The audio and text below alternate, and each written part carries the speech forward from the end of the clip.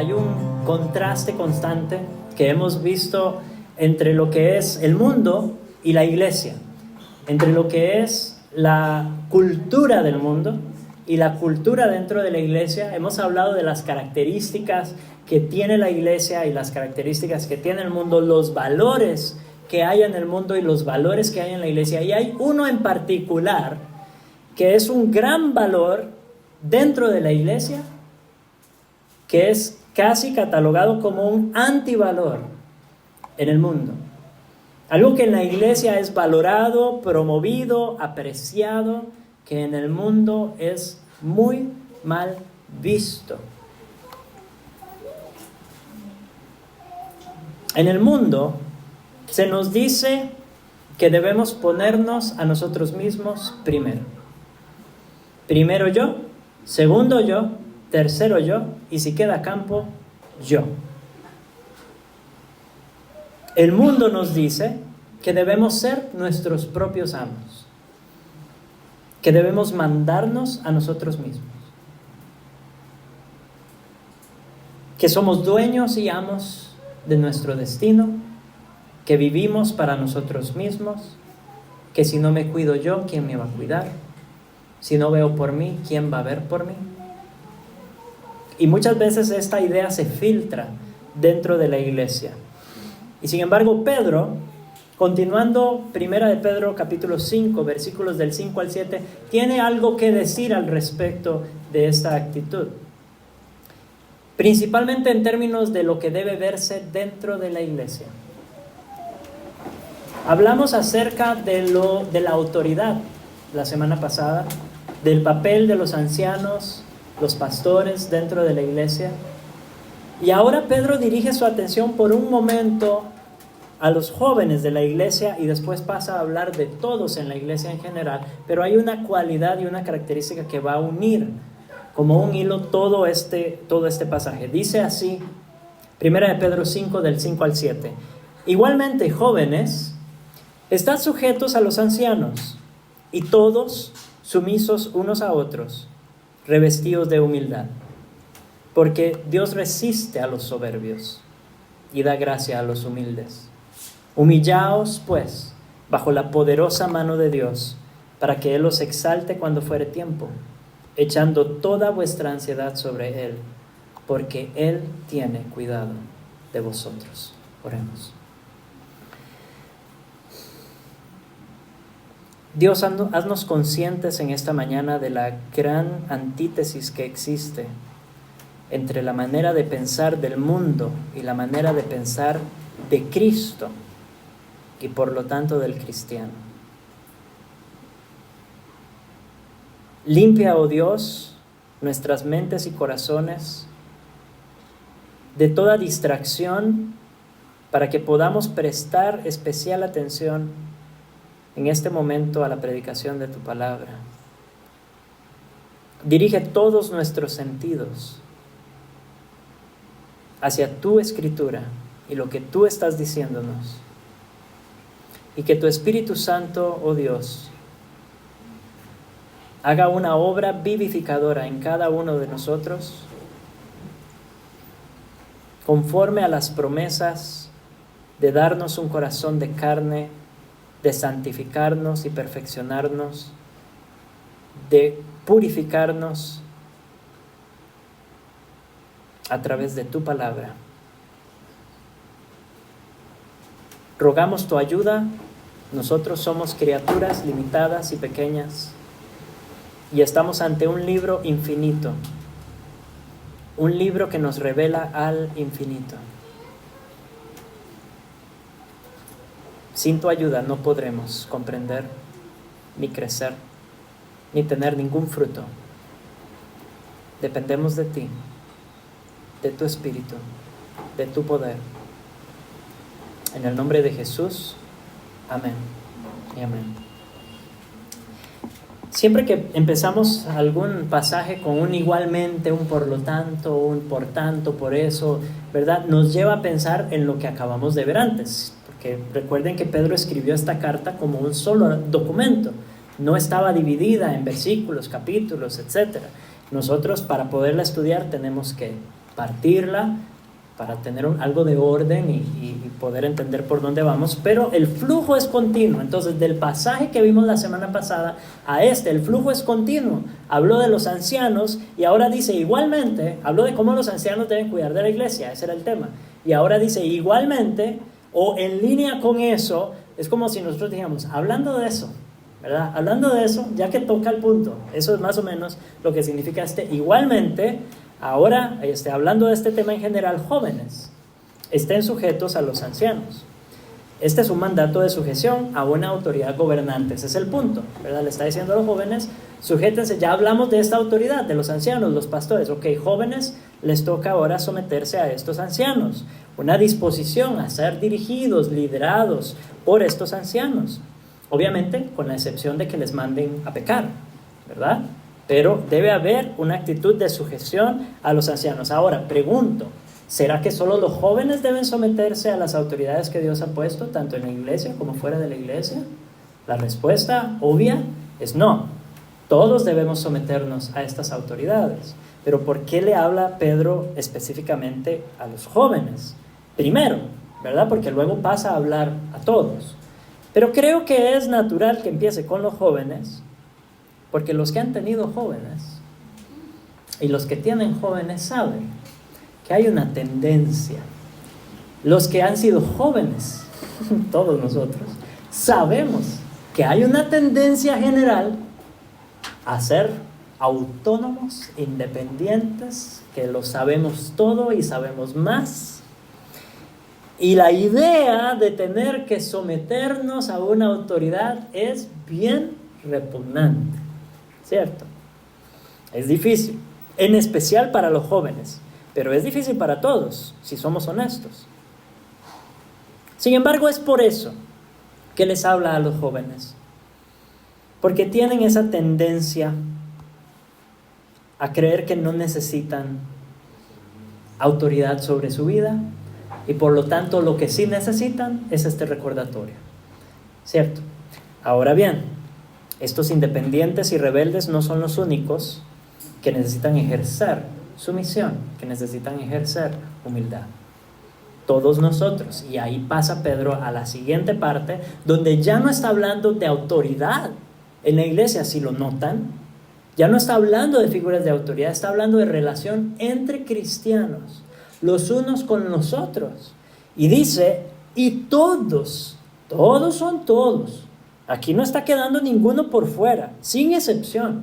Líderes y oficiales, miembros en general, hombres y mujeres, jóvenes y adultos, niños y ancianos, nuevos creyentes y creyentes maduros en la fe, todos sean sumisos unos a otros, revestidos de humildad. Sumisos unos a otros, revestidos de humildad. Esa idea de revestirse está muy presente en las Escrituras, ¿verdad? Las metáforas de la ropa son constantes. La Biblia nos habla de despojarnos o desvestirnos del viejo yo y revestirnos del nuevo, que es en Cristo, ¿cierto? Nos habla de la justificación que recibimos de Cristo como una vestimenta. Y a veces, al hablar de revestirse y de ropas, pensamos en túnicas y ropas elegantes y hermosas. La ropa blanca, por ejemplo, la túnica blanca de la justificación. Sin embargo, aquí, tal vez no es exactamente esa la idea que tiene Pedro. Porque está hablando de servicio. Está hablando de una sumisión los unos por los otros o los unos hacia los otros. Así que esa metáfora podría entenderse como pónganse los delantales. En lugar de vístanse de esplendor, no. Amárrense los delantales, porque la idea es servirnos unos a otros. Y yo creo que trae a la memoria aquel evento en la última cena, cuando el Señor se levantó de la cena, se quitó su manto y tomando una toalla, se lo ciñó, o sea, se puso el delantal y procedió a lavar los pies de sus discípulos. Y él dijo, si yo, siendo el Señor, hago esto. Así deben servirse los unos a los otros. Él mismo se puso como ejemplo, no solamente en acciones. Él dijo, lleven mi yugo, ¿cierto? Y aprendan de mí, que soy manso y humilde de corazón. Y hallarán, ¿qué cosa? Descanso. Descanso para sus almas. Pablo en Efesios nos dice, con toda humildad y mansedumbre, sopórtense con paciencia los unos a los otros en amor. Y en Colosenses 3, el mismo Pablo nos dice, vestíos pues como escogidos de Dios, santos y amados, de entrañable misericordia, de benignidad, de humildad, de mansedumbre, de paciencia. Este es el antivalor.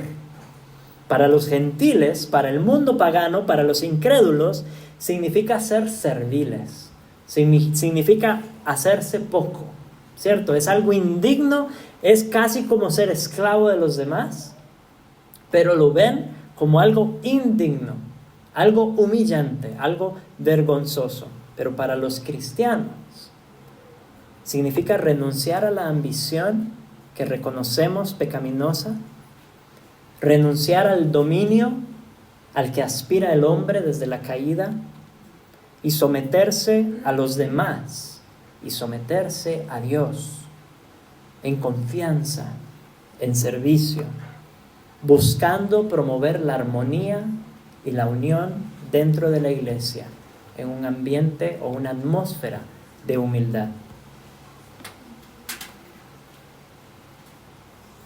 ¿Qué es entonces humildad?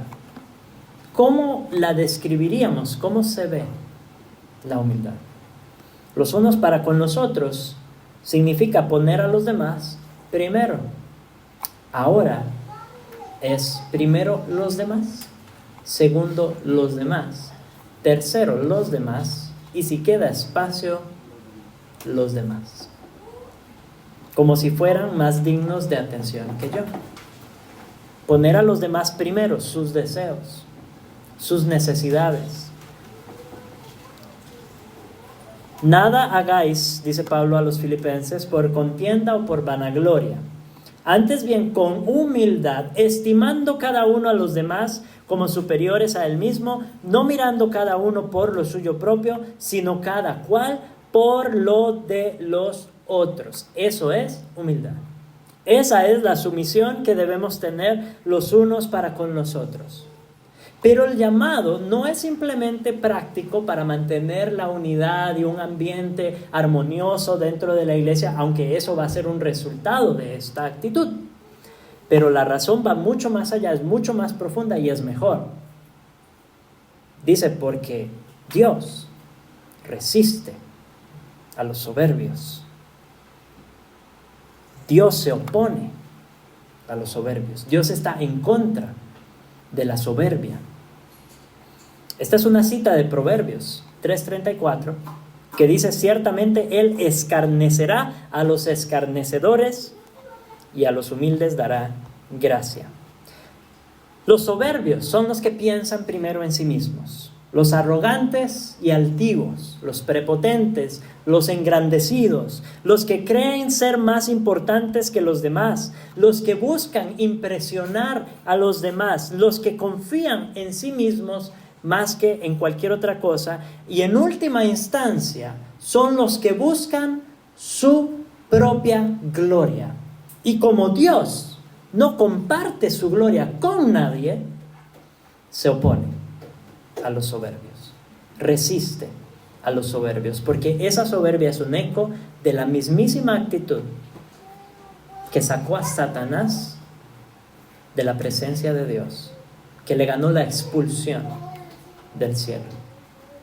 Su soberbia, su prepotencia, la búsqueda de su propia gloria.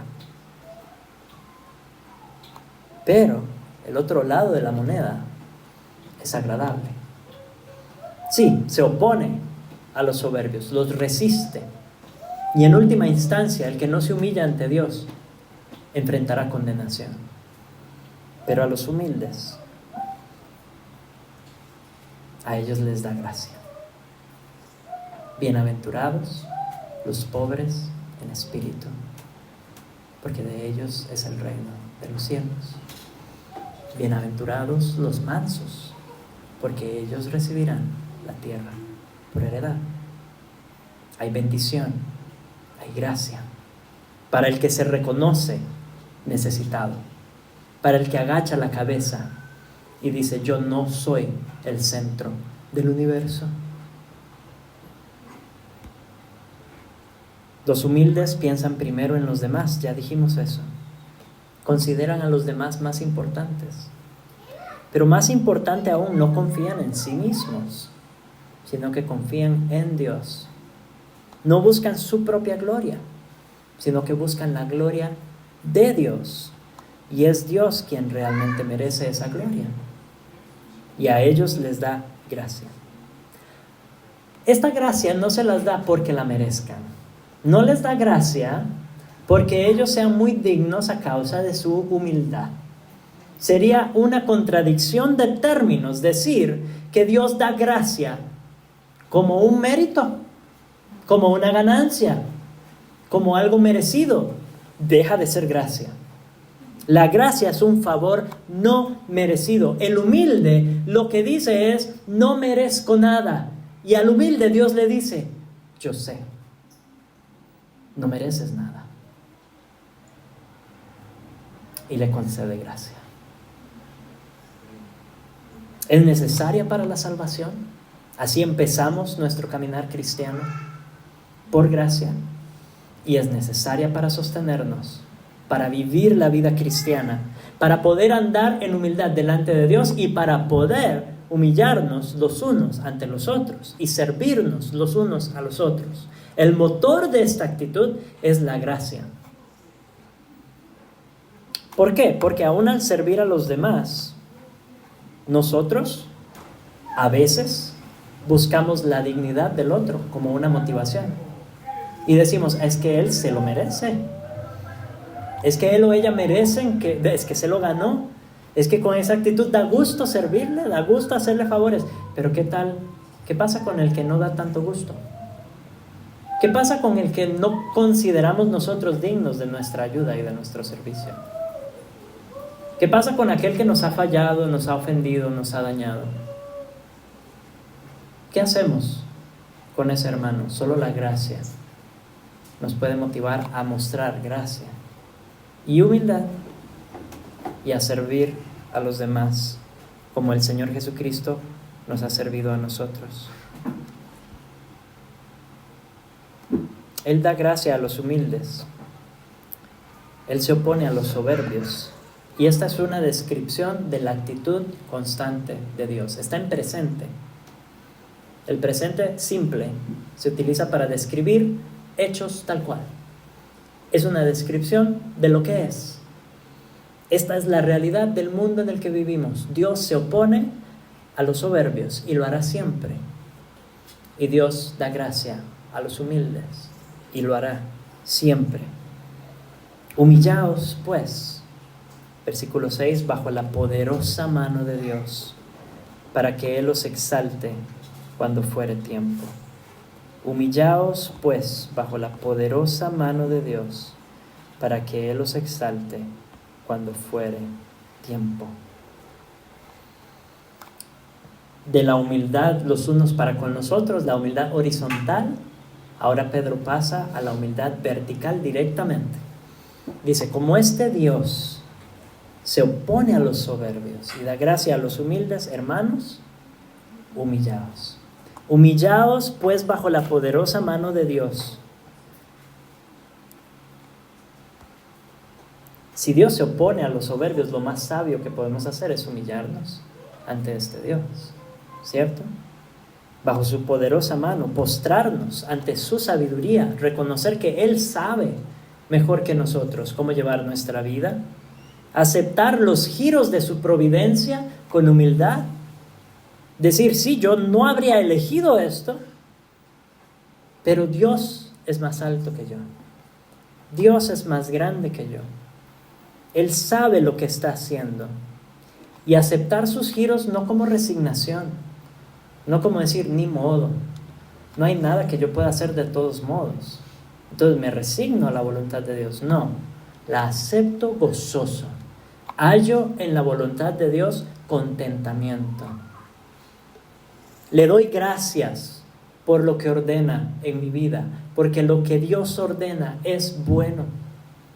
Y confío en su carácter, confío en su poder, confío en que Él es bueno. Él puede librarme de esta aflicción, pero si ha elegido no hacerlo, no es por déspota, no es por perverso y caprichoso, no es porque sea malvado y antojadizo, es porque Él sabe que eso es bueno. Tal vez no evidentemente bueno para nosotros, pero bueno, al fin y al cabo. Sí, nos pasan muchas cosas que no elegiríamos. Enfrentamos situaciones donde jamás nos habríamos puesto. Si nos hubiesen dado a elegir, no nos habríamos colocado ahí. Pero el Señor actúa siempre buscando su gloria y el bien de su pueblo. Lo hemos dicho muchas veces, pero tenemos que vivir convencidos de esto y humillarnos ante Él. Humillarnos ante Él con gozo. Y lo otro es echar toda nuestra ansiedad sobre Él. Es interesante porque el mandato es humillaos echando. Es como que Pedro nos está diciendo, humíllense y esta es la manera de hacerlo. Humíllense ante Dios echando toda su ansiedad sobre Él. ¿Cuál es la conexión entre mi ansiedad y la falta de humildad? ¿Cuál es la conexión? ¿Por qué necesito, para humillarme, echar toda mi preocupación delante de Él? Primero observemos la poderosa mano de Dios. La poderosa mano de Dios fue la que sacó a los israelitas de Egipto. Éxodo 13:3 dice, y Moisés dijo al pueblo, tened memoria de este día, en el cual habéis salido de Egipto, de la casa de servidumbre, pues Jehová os ha sacado de ahí con mano fuerte. Por tanto, no comeréis leudado. Y en Deuteronomio 3:24, Señor Jehová, tú has comenzado a mostrar a tu siervo tu grandeza y tu mano poderosa, porque ¿qué Dios hay en el cielo ni en la tierra que haga obras y proezas como las tuyas? La proeza más grande y la obra más poderosa que Dios ha hecho ha sido la obra de salvación en Jesucristo. Esa es la obra más grande, la redención de redenciones, el cumplimiento de la salida del pueblo de Israel de Egipto. Se da en nuestra liberación del dominio del pecado.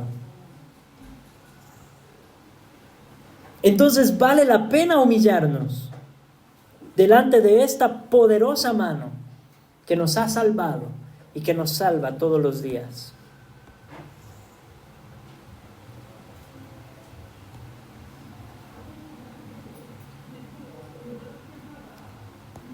Toda ansiedad, en última instancia, es una carga. Toda preocupación nos detiene, nos amarra. Las preguntas o las motivaciones del soberbio son, ¿quién me va a cuidar a mí? Yo debo velar por mí. Yo debo proveer para mí. Yo debo ver de qué manera sobresalgo. Yo debo ver de qué manera gano gloria.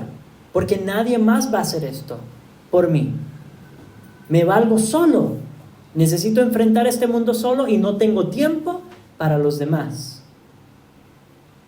El que se humilla delante de Dios y echa toda su ansiedad sobre Él, echa estas ansiedades sobre Él. ¿Quién me va a cuidar? ¿Quién va a ver por mí? Si yo me dedico a servir a los demás, ¿quién va a encargarse de que yo esté bien? Dios. Dios se va a encargar. Por eso podemos tirar sobre Él todas nuestras cargas, todas nuestras aflicciones, toda nuestra ansiedad, todas nuestras preocupaciones, para poder movernos con libertad y servir a los hermanos con libertad. No estoy cargado pensando en mí mismo. Este Dios que con su mano poderosa me sacó de Egipto, el que no escatimó a su propio Hijo, ¿acaso no nos dará junto con Él todas las cosas? Busquemos primeramente el reino de Dios y su justicia, y todo lo demás vendrá por añadidura. ¡Ay de aquel que busca primeramente todo lo demás que el Señor ha prometido añadir y se olvida del reino de Dios y su justicia! Es necedad buscar lo que Dios ya ha prometido darnos. Confiemos en que Él va a proveer. Echemos sobre Él toda nuestra preocupación y ansiedad, y sirvámonos unos a otros. ¿Qué le está produciendo a usted ansiedad? ¿Qué lo está deteniendo de servir a los demás? ¿Qué lo está frenando? ¿Su propio bienestar? ¿Su propia comodidad? ¿Quién va a proveer para sus necesidades materiales, físicas? Cuando se desprende de sus cosas, ¿quién va a proveer para usted? Si usted no lucha por su reputación, si usted no busca su felicidad, ¿quién lo va a hacer por usted? ¿Su tranquilidad lo detiene de servir a los demás? Mi hermano, mi hermana, usted no debe gastar su vida tratando de resolver sus propios problemas. Ese no es el llamado cristiano. El llamado cristiano es: sirva a los demás. Dios va a encargarse. No de quitar los problemas, pero de estar ahí. Y va a proveer conforme a su sabiduría y su providencia perfecta, que en ocasiones va a hacer quitar los problemas.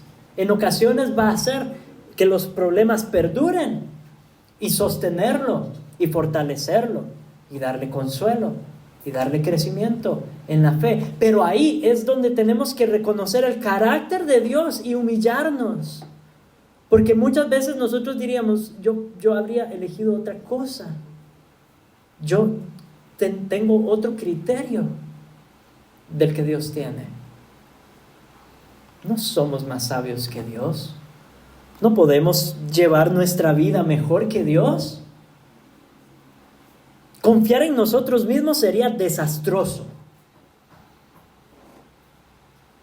Así que humillémonos delante de la poderosa mano de Dios y confiemos. ¿Quién va a velar por mi bienestar? ¿Quién va a darme consuelo? ¿Quién va a proveer para todas mis necesidades? ¿Quién va a proteger mi reputación? Ustedes saben que el Señor, una de las promesas que Él dice es que el pueblo de Dios ya puede caminar con la frente en alto. No la reputación como el mundo la ve, pero nuestra reputación delante de Él, que es la que importa, ha sido asegurada por la justicia de Cristo. Él nos ve como hijos dignos, como miembros de su casa. No necesito más reputación que esa. No necesito mayor honor. Él tiene cuidado de vosotros. Él tiene cuidado. Puede cuidar de ti y de mí mucho mejor de lo que nosotros jamás podríamos cuidarnos. Él es sabio, poderoso, bueno, justo, compasivo, clemente, y Él es el Dios que salva. Y si nos ha dado a su Hijo, nos dará junto con Él todas las cosas. Él sabe lo que necesitamos mejor que nosotros mismos. ¿No nos dice Pablo que el Espíritu Santo gime dentro de nosotros, traduciendo nuestras oraciones insensatas? Porque Él sabe lo que necesitamos. Él puede pedir conforme a la voluntad de Dios. El Espíritu Santo que mora en usted y en mí ora mejor que nosotros, intercede mejor que nosotros. Él sí sabe lo que necesitamos. Vean, el pasaje completo dice: y de igual manera el Espíritu nos ayuda en nuestra debilidad, Pues, ¿qué hemos de pedir como conviene? No lo sabemos, pero el Espíritu mismo intercede por nosotros con gemidos indecibles.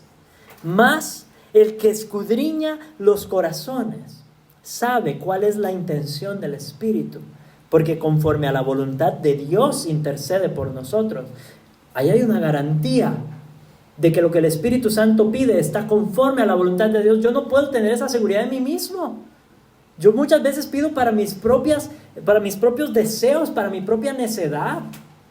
Pero el Espíritu Santo pide bien, ora bien, conforme a la voluntad de Dios. Y allí, de esta parte del versículo 27, salta el 28, que conocemos y amamos, pero a veces no lo leemos en su contexto. El Espíritu Santo ora, intercede por nosotros, conforme a la voluntad de Dios. Y sabemos que a los que aman a Dios, todas las cosas les ayudan a bien. Esto es, a los que conforme a su propósito son llamados. El propósito de Dios es su propia gloria. El propósito de Dios es nuestra santificación. No solo puede cuidarnos mejor, sino que Él quiere hacerlo. No solo tiene el poder, sino que Él cuida de sus hijos todo el tiempo. Es su carácter, es su promesa, es su fidelidad. Y esto es un tesoro verdadero para el cristiano. ¿Cuál otro Dios cuida de los suyos? Enséñame un Dios en el mundo que no se dedique a exigir y demandar, y que canse a sus adoradores, los desgasta, los consume, los arruina, sin dar nada a cambio, o dando poco, dando miseria. Dios se preocupa activamente por sus hijos, activamente, constantemente, su presencia real y constante. Todos los días, a cada minuto de cada día, ustedes se levantan cada mañana y deben ser conscientes de que Dios los cuidó toda la noche. Mientras ustedes dormían y no se enteraban de nada, el Señor, Jehová, no duerme. Dios me cuida. De modo que los que padecen según la voluntad de Dios encomienden sus almas al fiel Creador y hagan el bien, nos dijo Pedro al final del capítulo 4. En Mateo 6:25, no os afanéis por vuestra vida, qué habéis de comer o qué habéis de beber, ni por vuestro cuerpo, qué habéis de vestir. Por nada estéis afanosos, dice Pablo a los filipenses, si no sean conocidas vuestras peticiones delante de Dios, en toda oración y ruego con acción de gracias, y la paz de Dios, que sobrepasa todo entendimiento, guardará vuestros corazones y vuestros pensamientos en Cristo Jesús. Si Dios me cuida así, entonces soy libre para ver por las necesidades de los demás. Entonces puedo prestar atención a mi prójimo y ayudarle y cuidarle y servirle para mostrar ese mismo amor que Dios ha derramado en mi vida, para que haya un ambiente de humildad y servicio mutuo en nuestra iglesia, llevando vidas intencionalmente activas y presentes, así como nuestro Dios está presente con nosotros. Estemos presentes los unos con los otros, imitando a nuestro Señor Jesucristo, mostrando amor, bondad, compasión, promoviendo el bienestar de los otros, incluso a expensas de nuestro propio bienestar, con los delantales bien puestos. Pero para eso debemos ser conscientes de que Dios está al cuidado de cada uno primero. En Cristo, Él nos ha dado absolutamente todo lo que necesitamos y más. No solo nos salva en un sentido escatológico, sino que nos salva todos los días. Nos acompaña con su mano poderosa todos los días. En última instancia, el mejor ejercicio de humildad es contemplar el Evangelio, es mirar la cruz. Y qué oportuno esta mañana que celebraremos el sacramento de la Santa Cena, porque el Evangelio nos humilla. El Evangelio nos dice: usted es pecador, usted no tiene esperanza fuera de la misericordia de Dios. Usted no se puede salvar a sí mismo por más que lo intente, porque como leímos hoy, la ley de Dios es perfecta y ninguno de nosotros puede cumplir esa ley. Ninguno. Solo uno pudo hacerlo. Cristo Jesús. Y es en su obediencia que debemos confiar. Nosotros no nos podemos redimir. Nosotros no nos podemos salvar. Debemos depender completamente de Jesús, el que murió por nuestros pecados y obedeció por nuestra justicia. Y eso, a su vez, de alguna manera nos exalta. ¿Sí? Somos amados por Dios. Somos hijos de Dios. Tenemos un propósito glorioso. Tenemos una herencia celestial. Tenemos verdadera vida en nosotros. Y Él nos va a llevar a su gloria. Nos está guardando para esa gloria.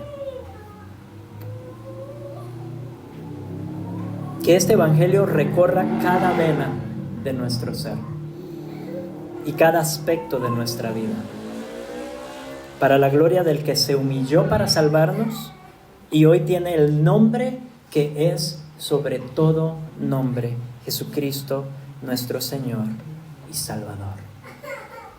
Oremos.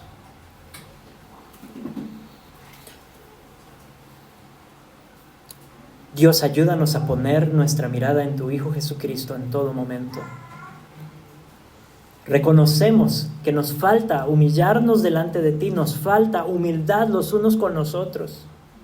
Pero para poder servirnos con libertad, despojándonos de nosotros mismos, necesitamos poner nuestra mirada en aquel que lo entregó todo y que lo hizo todo para servirnos a nosotros. El gran Salvador de nuestras almas, tu mano poderosa manifestada en carne, tu obra de redención cumplida en la persona de Cristo. Y mirándolo a Él, contemplando su obra, queremos humillarnos delante de ti y ser sumisos los unos con los otros. Pon en nosotros ese mismo sentir que hubo también en Cristo Jesús, que se despojó de sí mismo y se humilló hasta la muerte y muerte de cruz. Y confiamos en que tú, a tu tiempo, nos exaltarás. No nos preocuparemos más por nosotros mismos. No nos preocuparemos más por nuestro renombre, reputación, honor, bienestar, comodidad, tranquilidad, paz, provisión. Queremos, como tu pueblo, preocuparnos por tu reino y tu justicia.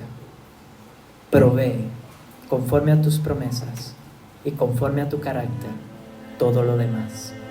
Te lo pedimos por Jesucristo. Amén.